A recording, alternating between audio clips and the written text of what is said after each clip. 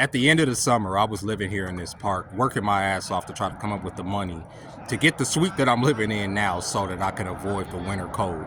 And luckily, thanks to my YouTube audience and the help of strangers, I was able to come up with that money and get up off this park bench. Because I actually slept on this park bench a few times, as uncomfortable as it may be. They helped me get up out the park and, get into the place that I am now. And a lot of people tell me, you should be proud of where you are. You should be proud of the fact that you got up off the street, you was able to maintain the job the entire time you slept outside, and you kept your wits about you and you're okay. But a lot of times I want to respond that I'm not completely okay. That experience fucked with me, man. Like sleeping outside on the concrete messed with my head, bro. And it put a lot of rage in me that wasn't there before. Now, take in mind, I've always had anger in me. In fact, back in the day, I would even say I had anger issues, temperament issues that I worked out over the years. But rage has always been something that I know is an uncontrollable feeling that could land you either dead or in jail. And rage, when rage builds up, rage becomes something where you become indignant to the fact that other people exist in the same world that you exist in. Let me give you an example. Rage builds in me. The rage has built in me so much that it has made me toxic towards interacting with regular people. For instance, a person got on a bus today and asked me about my camera. And when he asked me about my camera, it pissed me off because I had my headphones on. I'm sitting here on a freaking bus. You get on the bus and the first thing you do is to tell me to take my headphones off as if you have something important to say to me. And then you start asking me how much the camera costs and how much this and how much that. I don't know this person, but in my heart, I get angry. I'm mad now. I'm like, why the fuck is this person talking to me? But I'm conscious enough to say that a little experience like that shouldn't enrage me to that point. Shouldn't. And take in mind, my answers are short. I'm rude to that person. I'm passing my bad spirit on to a stranger who's only asking me a simple fucking question.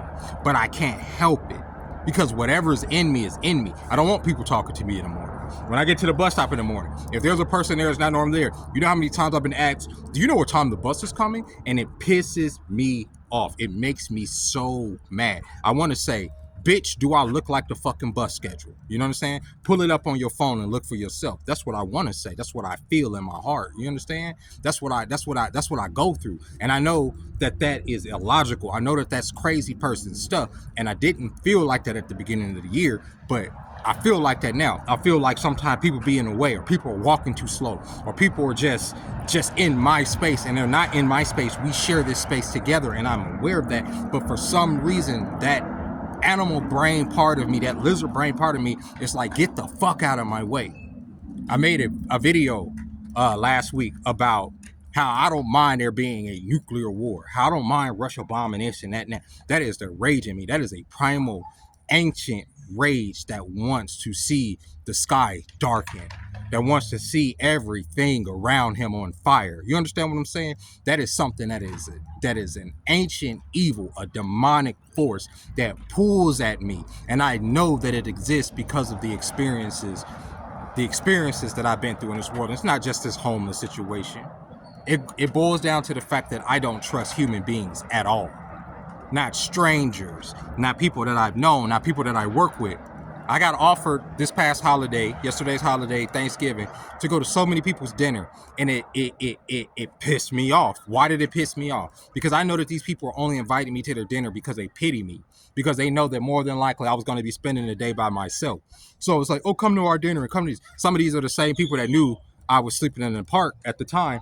But y'all want to invite me to y'all. We're not family. We're not friends. We're not tribe. We're not people. And I know I'm overthinking it. I'm overthinking a kind gesture that somebody that doesn't know me is offering me. But inside, I feel like, how dare you try to, induct me into y'all's people. I am not y'all's people. I stand alone. You understand? I am a lone wolf, and I don't know what that is, bro. It's fucking crazy. I don't know if it's a way to protect myself now, because like I say, everybody that I've ever known has thrown me away to a certain degree, has cast judgment on me, has dismissed me and just relegated me to be whatever the fuck the elements will make me out to be. But every time I've fucking surpassed their expectations. I've survived. I haven't ended up locked up. I haven't ended up in jail. So I am by myself. I am the only person that I can call on when I need help. At the end of the day, nobody's gonna fucking take care of me. Nobody's gonna help me, right? So all of these little formalities that people try to put on me, they're like fuel for my rage. It's like, you don't know me. You don't want to know me, and I don't want to fucking know you. Why? So you could betray me in the future, so I cannot live up to your fucking your shitty expectations. You know what I'm saying? How many fucking people do you have in your life that are family, friends, lovers, that expect so much of you that they can't provide for themselves, right? That expect so much out of you that you can't provide for yourself. Then you beat up on yourself because you can't provide something in their life that they ain't providing for themselves because they have this expectation of you. That creates resentment. It creates hatred, and that exists in me, bro. I'm pissed the fuck off, man. I am. I'm pissed the fuck off by so many things. I'm pissed the fuck off that I have to struggle every fucking week to piece together the money that I can get together. However I have to do it. If I have to do this, I have to do that to get the money just to fucking pay my rent so that I won't end up back out here in this motherfucking park. That pisses me off that I don't get to see all my check. That I don't get to pay what I need to pay for my kids. And if she can't do it, I can take care of them. You understand what I'm saying? That shit pisses me off that I get judged by my kids, by the state, by all these people when I'm the parent that's working. You understand what I'm saying? That works every fucking day, don't see his money. That makes me mad. That makes me mad that I don't have a relationship with my kids. It makes me mad the way some of my family members have treated me in the past. It makes me mad that I have friends that I consider to be like brothers that don't give a fuck about nothing that I've been through this year, that I'm going through, that they ain't never gave a fuck. You understand what I'm saying? People that you literally thought were your ride or dies, that in your head you say, if I eat, they eat. But the whole time they looking at you as competition. They looking at you as fucking competition, bro. They're not even looking at you as fucking, they looking at you as a fucking competitor and not a friend this whole time. But you in your head, you're like, oh, when I do this, I'll bring my people up. If my people are in this, you've provided these same people with places to stay in the past. You've literally provided these people with places to stay in the past. But not a fucking single hand, not a motherfucker, let me buy you a sandwich today. Nothing from the fucking people that supposedly love you, but it's all strangers that show you love. That enrages me, bro. That pisses me off to no end, none. And I have to say this because I don't want to throw my coworkers under the bus. My coworkers are great people. And there was one coworker in particular that did offer me a place to crash. And it was another black man, the other black man I work with, for no reason. I mean, and he didn't just do it once.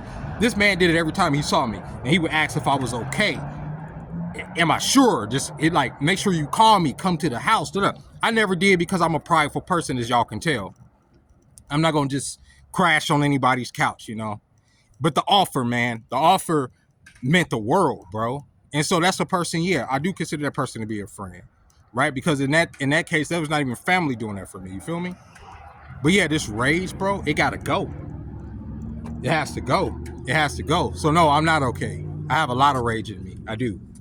I have a lot of rage. I'm out here and I be like, yo, I see these people, you know, that stand outside of fucking stores and want to intimidate people or beg and want to act a certain way. And in my head, I just want y'all to try something, especially over there by where I live. It's always somebody out there doing some fucking crazy shit, fucking around. There was a nigga came in the 7-Eleven the other day when I was in there, tripped the fuck out, kicked the goddamn door open, threatened the staff, did all this shit. Of course, I stayed out of it. But the moment that type of attention is turned towards me, I'm gonna put your ass down.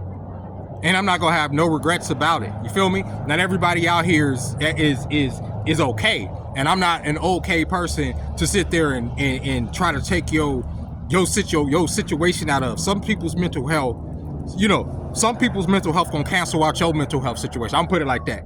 My mental health situation gonna cancel out your mental health situation if you try me. And now that I'm not living out here, I could say it because I'm not over here. And I'm not, you know, I'm not on that spirit. But when I lived over here and I had that motherfucker wake me up in the middle of the night with that screaming, do you know the next night I planned on ambushing that motherfucker? I did. I planned on ambushing him. I planned on going over there, setting my bike up, laying in the dirt. And when the cocksucker came over there to do what he do to disturb my sleep, I was gonna go over there and gut his ass. That's where my head was. And that's what I say. Some of you motherfuckers, y'all smoke y'all little shit or whatever the fuck y'all on, or y'all going through whatever y'all going through, and y'all want the attention of some people. I was gonna get that motherfucker all my attention. You feel me? And anybody that really wants my attention in that way, I'm going to give them my attention. I'm going to give them my undivided fucking attention. And just as that whore of a mother brought you into this bitch of a fucking planet, I'm going to take you out that motherfucker. You understand? That's where my head is. And with that being said, ladies and gentlemen, we not all okay over here, right? You can't just go through certain things and expect to just come out all good. You know what I'm saying? It don't work like that. I have so much anger in me, bro, about this economy, about politics, about society, about my life, about where my life is going, all that shit. Y'all hear what I'm going through right now, about all of it, about my work, about the money situation, about how the government can literally fucking rob me week after week after week after week after week.